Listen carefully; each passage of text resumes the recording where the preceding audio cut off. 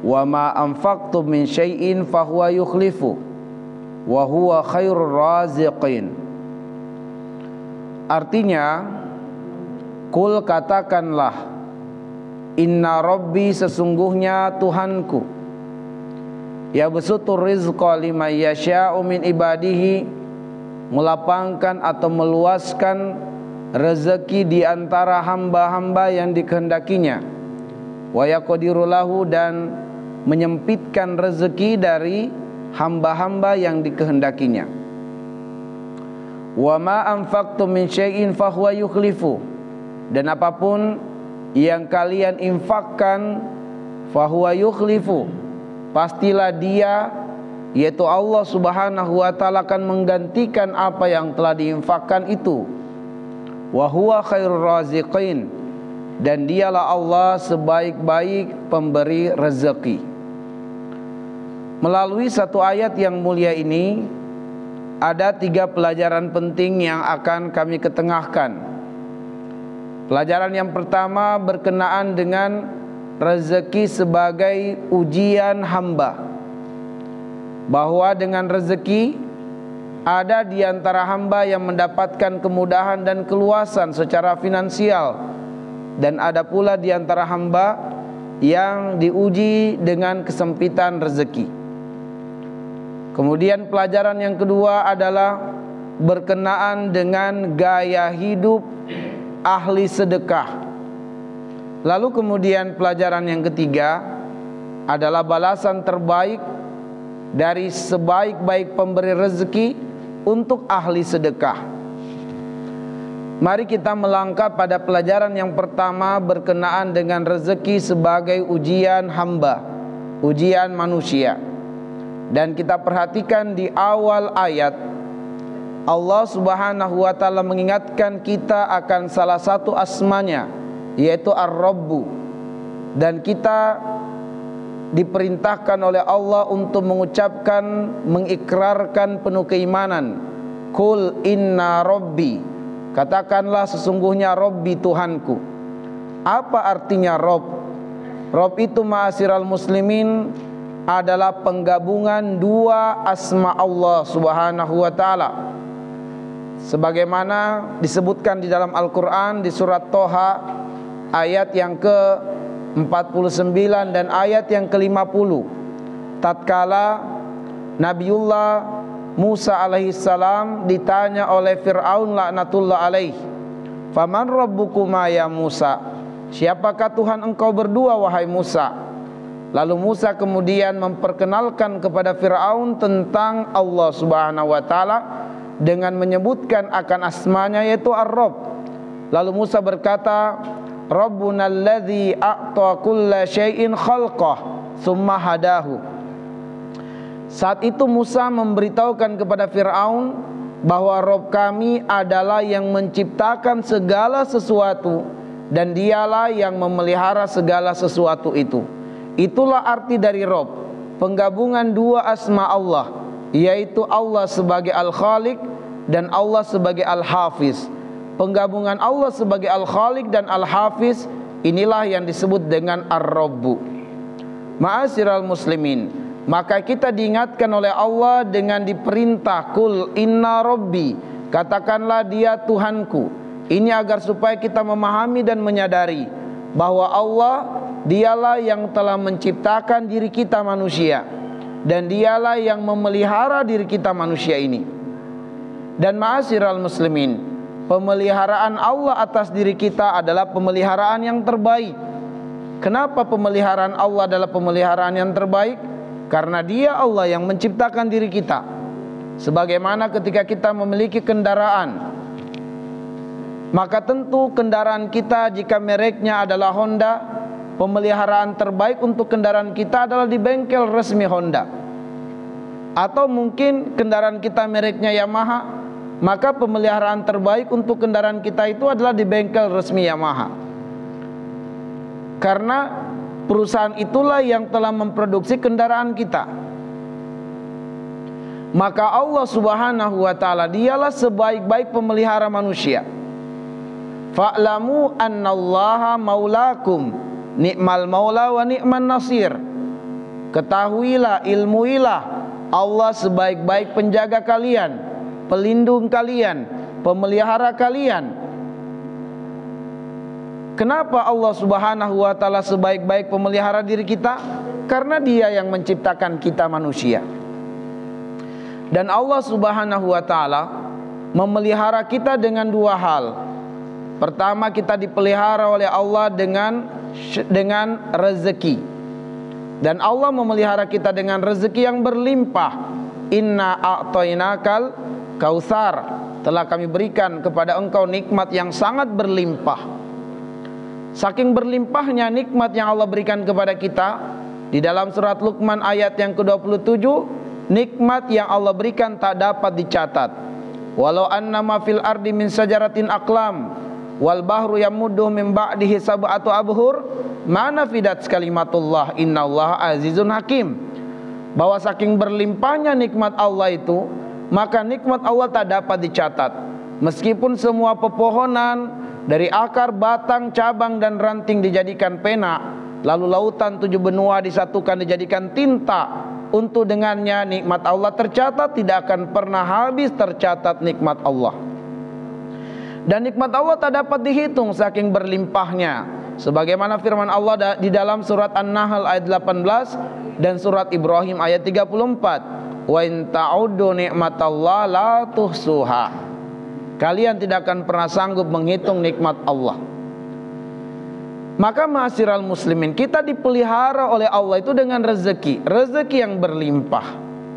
Dan kita pula dipelihara oleh Allah dengan syariat. Yaitu dengan aturan-aturan kehidupan yang telah ditetapkan oleh Allah Subhanahu wa ta'ala, di mana syariat ini dibingkai dengan yang disebut dengan ad-din. Maka ad-din itu bermakna adalah aturan, seperangkat aturan. Ad-din bermakna ajaran. Ad-din itu bermakna pola hidup, gaya hidup. Ad-din juga bermakna agama. Ad-din juga bermakna adat istiadat. Dan Allah mengatakan inna dina indallahil Islam. Maka itulah pemeliharaan Allah terhadap manusia. Kita dipelihara dengan rezeki dan kita dipelihara dengan syariat, dipelihara dengan aturan dari Allah Subhanahu wa ta'ala.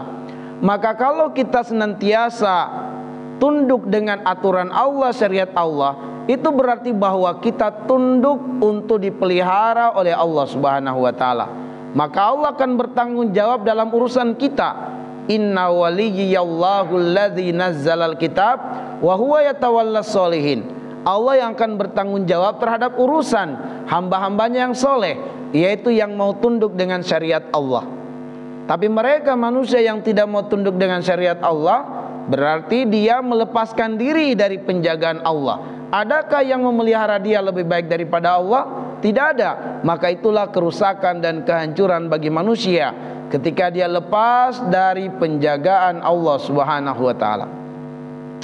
Ma'asyiral muslimin, azanillahu wa iyyakum ajmain. Maka Allah Subhanahu wa ta'ala memelihara kita dengan rezeki, tapi Allah sekaligus menguji kita dengan rezeki. Kita diuji dengan rezeki, dan kita diinginkan oleh Allah agar tunduk dengan syariat, supaya kemudian kita termasuk orang-orang yang sukses tatkala diuji dengan rezeki. Sebab ujian rezeki itu ada yang diluaskan rezeki dan ada yang disempitkan rezeki. Ma'asyiral muslimin, siapa yang diluaskan rezekinya oleh Allah Subhanahu wa ta'ala, maka hendaklah kemudian dia menyadari bahwa rezeki yang ada padanya itu adalah datangnya dari Allah Subhanahu wa ta'ala, nikmat dari Allah. Sebagaimana Nabiullah Sulaiman alaihissalam tatkala mendapatkan rezeki berlimpah, dia mengatakan hadza min fadli rabbi liyabluwani aashkur am akfur, bahwa ini semua adalah karunia Allah untuk menguji saya, pantaskah saya bersyukur ataukah saya kufur. Dan karena itulah sesiapa yang diuji dengan kelebihan rezeki, Allah menegaskan wallahu la yuhibbu kulla mukhtalin fakhur. Allah enggak suka dengan orang yang sombong. Allah enggak suka dengan orang yang tafakhur, berbangga diri. Siapa itu orang yang sombong? ketika Allah memberikan limpahan rezeki, justru dengan limpahan rezeki itu dia berani melawan syariat Allah. Dia merasa tidak butuh dengan syariat Allah. Dia merasa tidak butuh dengan sholat. Dia merasa nggak ada waktu baca Quran. Allah lebihkan, Allah limpahkan dia rezeki, tapi kemudian dengan rezeki itu dia tidak merasa butuh syariat Allah Subhanahu wa ta'ala. Atau dengan rezeki itu dia kemudian merendahkan manusia, menyombongkan diri di hadapan manusia, berlaku tafakhur, berbangga-bangga dengan harta. Yang dimaksudkan dengannya adalah limpahan rezeki padanya tidak dia sandarkan dari Allah, melainkan dia sandarkan dari dirinya. Dan inilah yang Allah murkai pada diri Qarun laknatullah alaihi. Kenapa? Sebab tatkala Allah melebihkan Qarun dengan limpahan harta, Qarun mengatakan innama utituhu ala ilmin indi. Semua ini saya dapatkan karena memang saya yang hebat, saya yang berilmu, saya yang tekun, saya yang cerdas. Seolah-olah dia mengatakan wajar saya dapatkan harta ini karena memang saya. Nah, dia tidak menyandarkan rezeki itu dari Allah Subhanahu wa ta'ala. Inilah yang disebut dengan tafakhur. Orang-orang yang berbangga-bangga terhadap prestasi harta yang Allah lebihkan darinya. Sehingga orang seperti ini tidak banyak bersyukur atas apa yang Allah lebihkan pada dirinya, melainkan dia pun akan selalu tamak dan tamak demi mendapatkan kedudukan tinggi di mata manusia. Ma'asyiral muslimin, azanillahu wa iyyakum.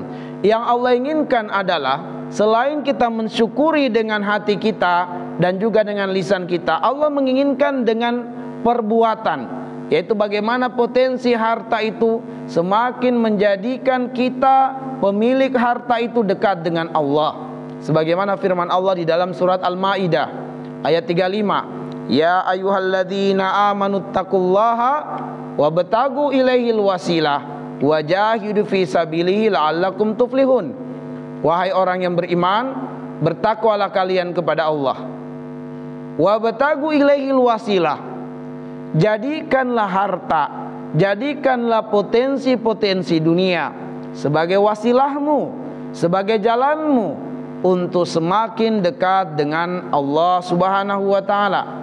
Wajahidu fi sabilihi, dan berjihadlah engkau di jalan Allah dengan potensi dunia yang Allah berikan padamu, supaya engkau tidak hanya mendapatkan kesenangan, kebahagiaan, kesuksesan di dunia, tapi juga mendapatkan kebahagiaan dan kesuksesan di akhirat kelak. Jadi ma'asyiral muslimin, ketika Allah menitipkan harta yang berlimpah kepada kita, maka kita harus sadar bahwa Allah menjadikan potensi itu sebagai jalan kita untuk menuju Allah, sebagai jalan kita untuk berjihad di jalan Allah Subhanahu wa ta'ala. Maka harusnya dengan harta yang Allah lebihkan pada diri kita, banyak hajat-hajat kaum muslimin tertolong dan termudahkan dengan harta yang Allah titipkan pada diri kita. Harusnya dengan harta yang dititipkan Allah kepada kita, para yatim dan duafa tersantuni hidupnya, masjid-masjid terbangun dengan megahnya, pesantren-pesantren, rumah Quran terbangun.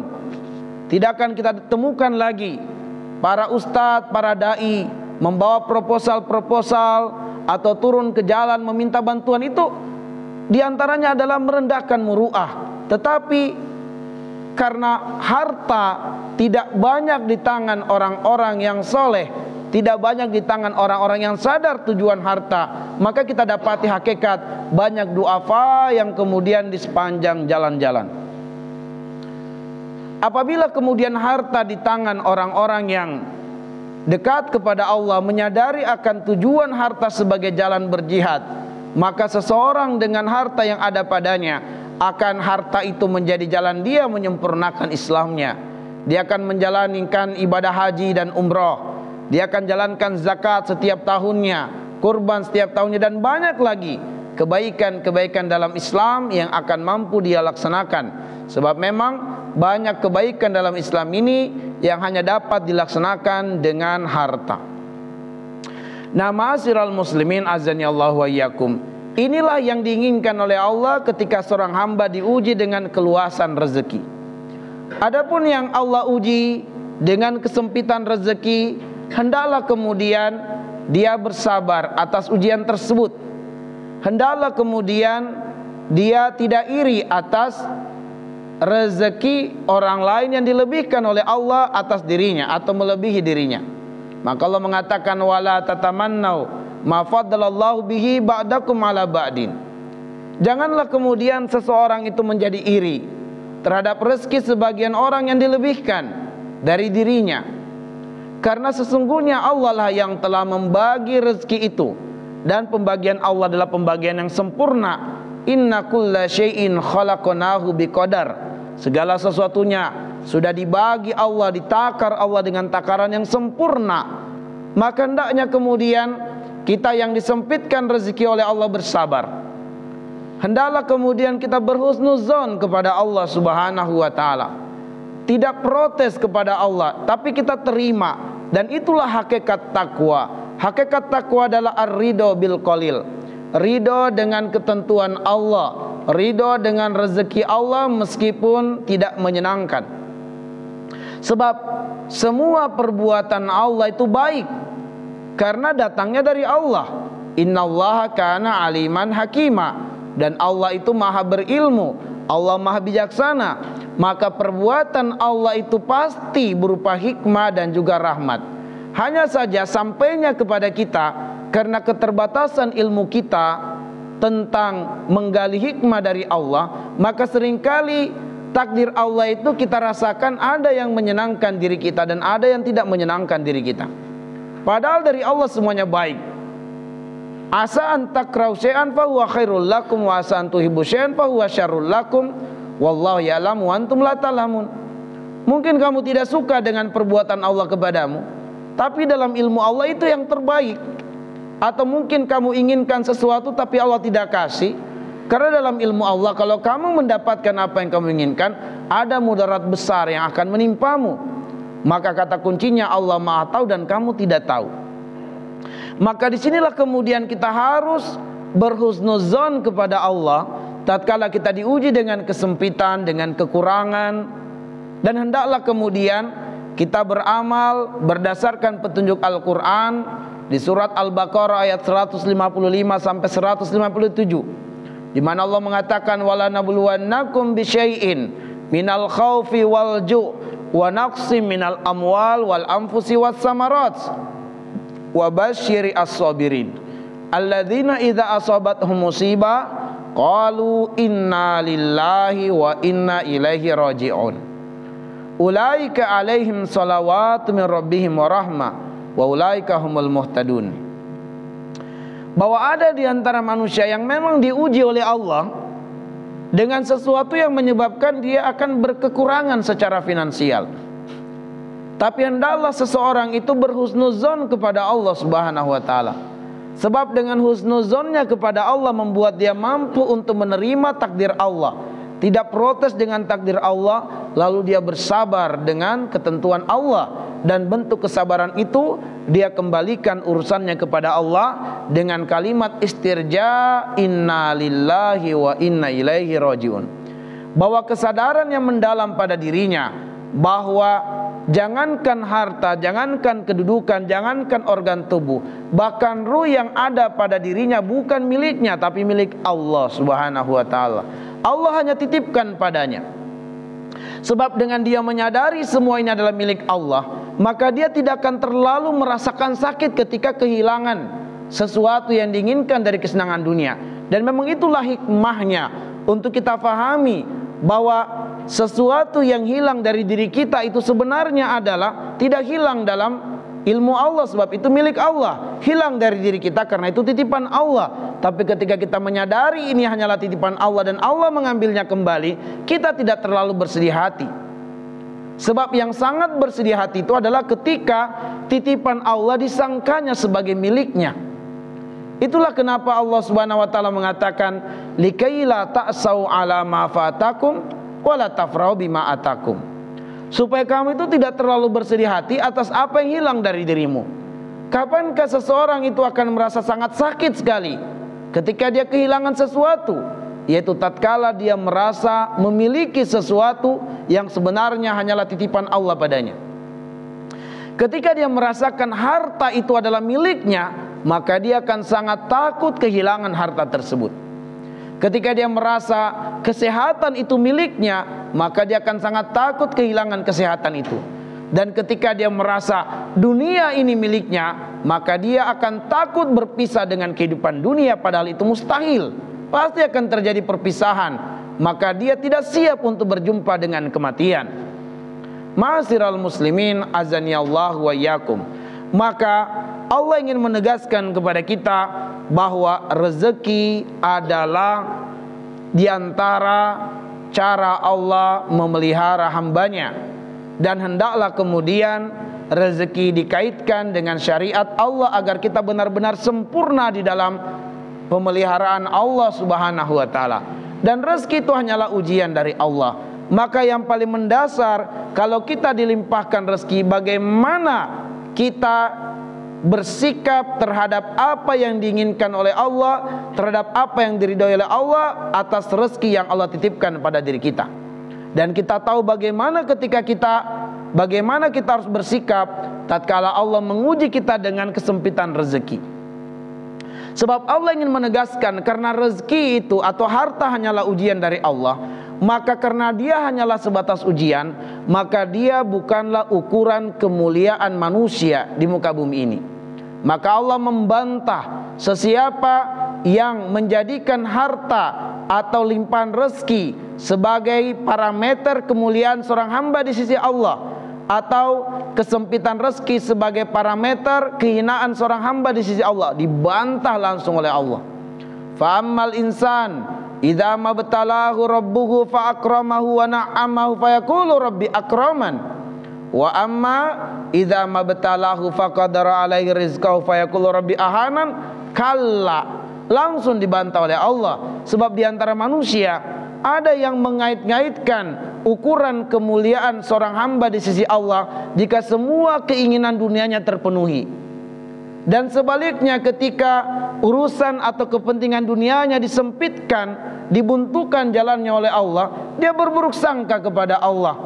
Akhirnya dia kecewa kepada Allah. Kenapa Allah timpakan saya musibah begini, padahal saya rajin sholat di masjid, saya yang paling awal selalu datang ke masjid, tapi kenapa Allah timpakan saya musibah seperti ini? Ini adalah orang yang salah di dalam memahami kemuliaan dan kehinaan Allah terhadap hambanya. Tidak setiap terkabulnya keinginan kita bermakna kemuliaan. Lihat bagaimana iblis laknatullah alaih, tatkala dia bermohon kepada Allah agar dipanjangkan umurnya dan dalam keadaan sehat walafiat fisiknya. Apakah permintaan ini dikabulkan Allah? Ya, Allah mengabulkan keinginan iblis, umurnya panjang sepanjang umur dunia, dan dia dalam keadaan sehat walafiat. Apakah pengabulan Allah atas keinginan iblis bermakna kemuliaan iblis di sisi Allah? Bermakna kasih sayang dan kecintaan Allah kepada iblis? Tidak. Tetapi itu adalah istidraj, yaitu siksaan, hukuman, azab dari Allah yang dibalut dengan kesenangan. Ada di antara orang-orang kafir, semakin dia kafir, semakin dia berpaling dari ketaatan kepada Allah, bahkan semakin dia memusuhi Islam, itu semakin kaya.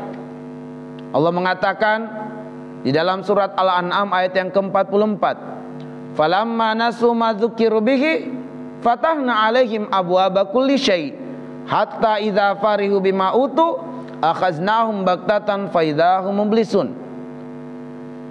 Ada di antara manusia yang semakin dia durhaka, semakin dia melawan Allah, semakin jauh dari ketaatan kepada Allah, justru hartanya semakin banyak, justru hartanya semakin berlimpah.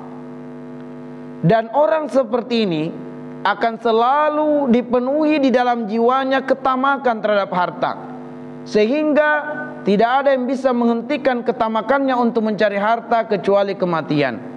Hatta idza farihu bima utu akhaznahum baktatan fa idzahum mublisun.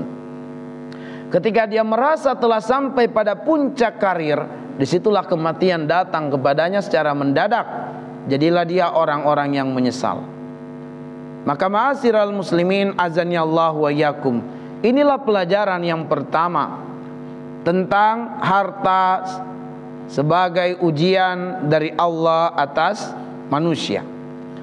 Pelajaran yang kedua ma'asyiral muslimin tentang gaya hidup ahli sedekah. Tentang gaya hidup ahli sedekah, bahwa ahli sedekah itu adalah yang selalu menginfakkan hartanya di jalan Allah. Dan karena ahli sedekah itu tidaklah disebut ahli sedekah kecuali karena mentalnya adalah mental sedekah. Kenapa dia bisa bermental sedekah? Karena mentalnya mental kaya. Wa kana Allahu bima atahu, Allah memberikan rasa cukup di dalam dirinya. Dan orang yang bisa bersedekah itu adalah orang yang merasa cukup. Jadi ukuran sedekah itu bukanlah ukurannya banyak harta, tetapi ketika Allah memberikan rasa kaya, rasa cukup di dalam dirinya. Qarun laknatullah alaih tidak mampu bersedekah, tidak mau mengeluarkan zakat, bukan tidak ada harta, banyak harta, tapi Allah cabut rasa kaya di dalam hatinya, menjadikan si Qarun laknatullah alaih tidak mau mengeluarkan zakatnya. Ketika Musa mengutus utusan untuk mengambil zakat dari Qarun laknatullah alaih, maka urusan rezeki itu adalah urusan takdir dari Allah Subhanahu wa taala sekaligus ujian dari Allah. Ada yang dilapangkan, ada yang disempitkan. Tapi ahli sedekah tidak terpengaruh dengan banyak harta atau sedikit harta, sebab jiwanya, mentalnya adalah mental sedekah. Kenapa mentalnya mental sedekah? Karena Allah berikan rasa kecukupan di dalam hatinya. Dan mental sedekah ini adalah mental orang-orang yang bertakwa kepada Allah Subhanahu wa taala. Sebab yang mampu bergaya hidup sedekah hanyalah orang yang bertakwa kepada Allah Subhanahu wa taala. Sehingga salah satu ciri orang yang bertakwa yang ditonjolkan oleh Allah di dalam surat Al-Imran ayat yang ke-133, 134.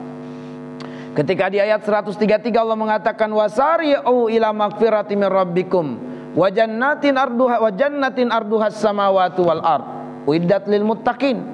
Bersegeralah kalian kepada surga, bersegeralah kalian kepada ampunan Allah, dan bersegeralah kalian kepada surga yang luasnya seluas langit dan bumi, di mana surga itu diperuntukkan bagi orang yang bertakwa.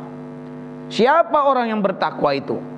Maka di ayat 134 Allah langsung memperkenalkan orang yang bertakwa itu dalam kaitannya dengan harta adalah bergaya hidup sedekah.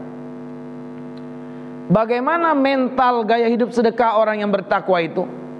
Alladzina yunfikuna fis sarra'i wad darra. Mereka selalu berinfak, mereka selalu bersedekah.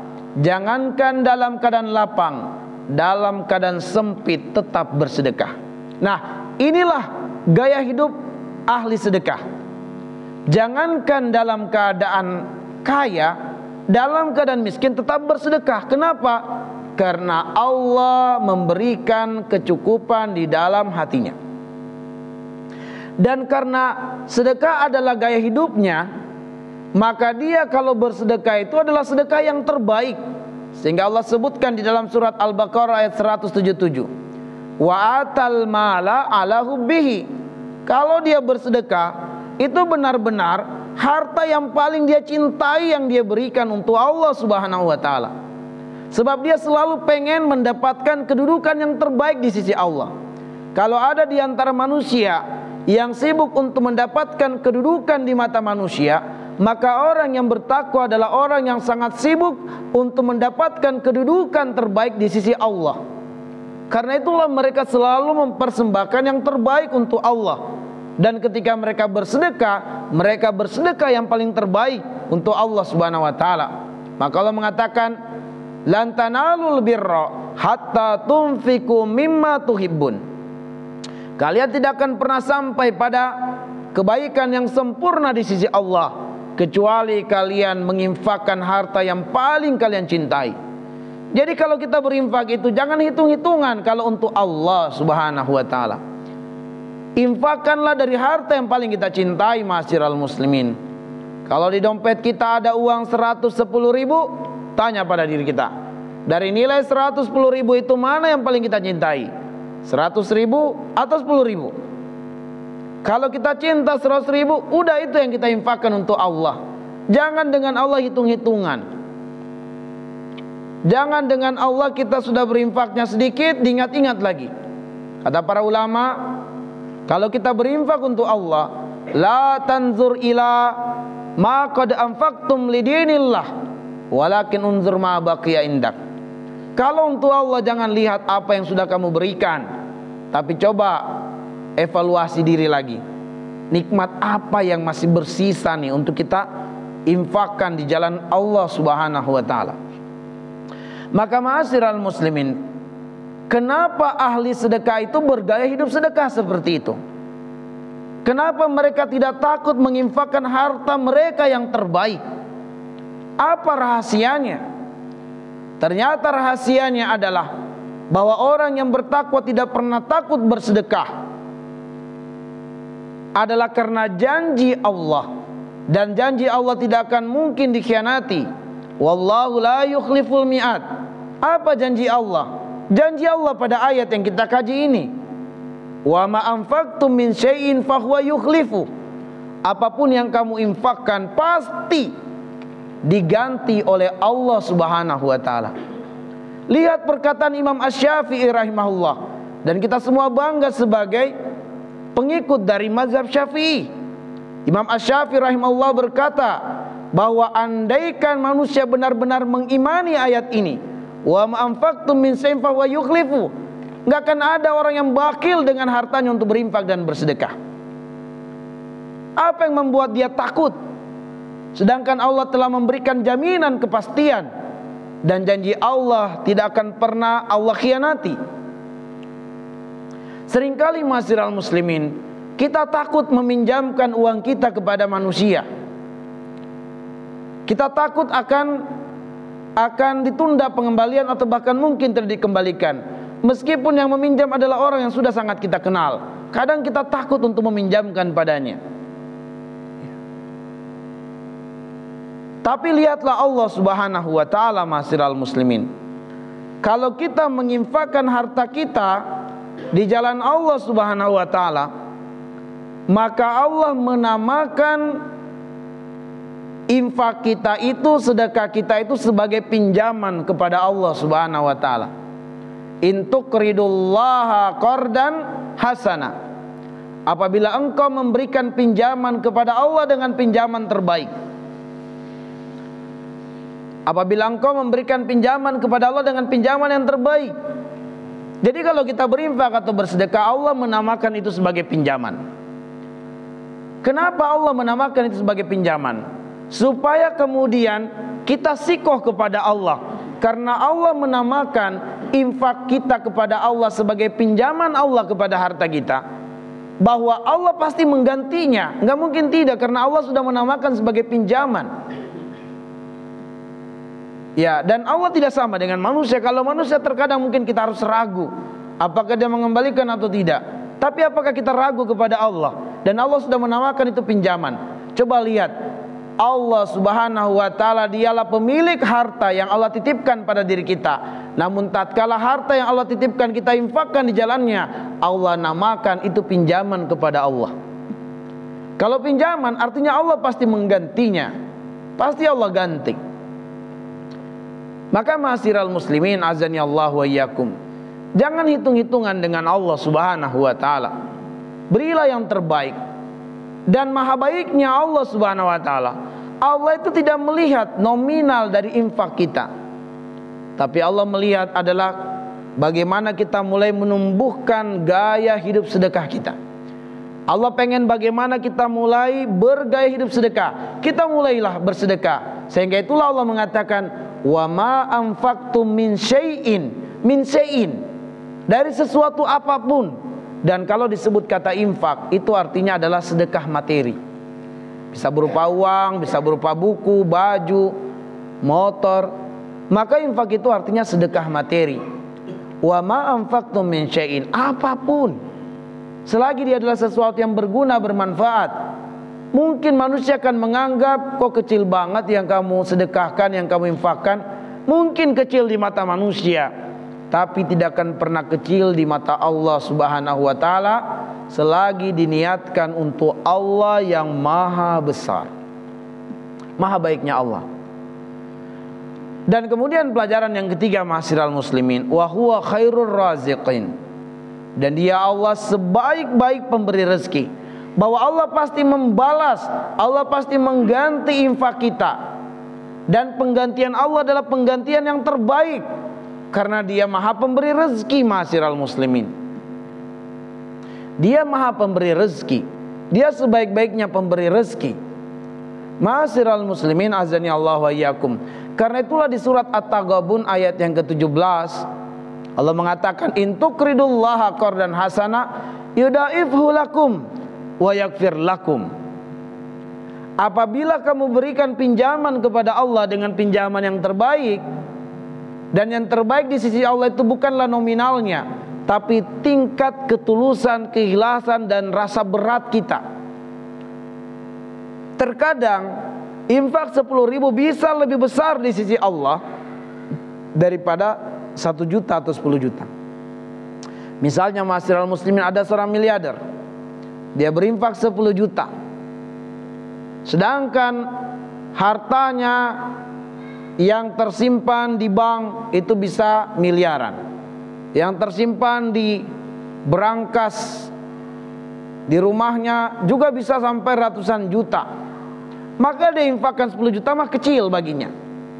Tapi seorang hamba Allah yang mungkin dia sedang dalam kondisi sempit secara ekonomi, dia punya uang 10.000 rupiah, dan 10.000 rupiah ini adalah untuk jatah makan siangnya, dan dia bersabar, dia ikhlaskan, ya Allah, jatah makan siang saya hari ini 10.000, bismillah, saya siap berpuasa sampai asar, saya tidak makan, atau nanti malam lah baru saya makan. Uang 10.000 jatah makan siang saya infakkan. Maka tingkat kesulitannya lebih berat. Karena itulah kemudian 10.000 ini bisa lebih berat timbangannya di sisi Allah daripada 10 juta tadi. Karena apa? Tingkat kepayahan, tingkat kesulitan, tingkat ketulusan inilah yang dilihat oleh Allah Subhanahu wa ta'ala. Maka Allah akan mengganti dengan penggantian yang terbaik. Dan penggantian yang terbaik itu adalah yudhaifhu lakum, Allah akan melipat gandakannya, ma'asyiral muslimin. Tapi jangan kemudian kita menyadari bahwa pelipat gandaan Allah itu adalah menurut kita, tidak, menurut Allah dan maunya Allah. Sebab seringkali kita salah paham. Seringkali kalau kita berinfak 1 juta, kita pengen dikembalikan oleh Allah 700 kali lipat, 700 juta. Itu maunya kita, belum tentu itu maunya Allah Subhanahu wa ta'ala. Dan maunya Allah lebih baik daripada maunya kita. Maka serahkanlah urusannya kepada Allah. Boleh kita berharap kepada Allah sebab ini janji Allah.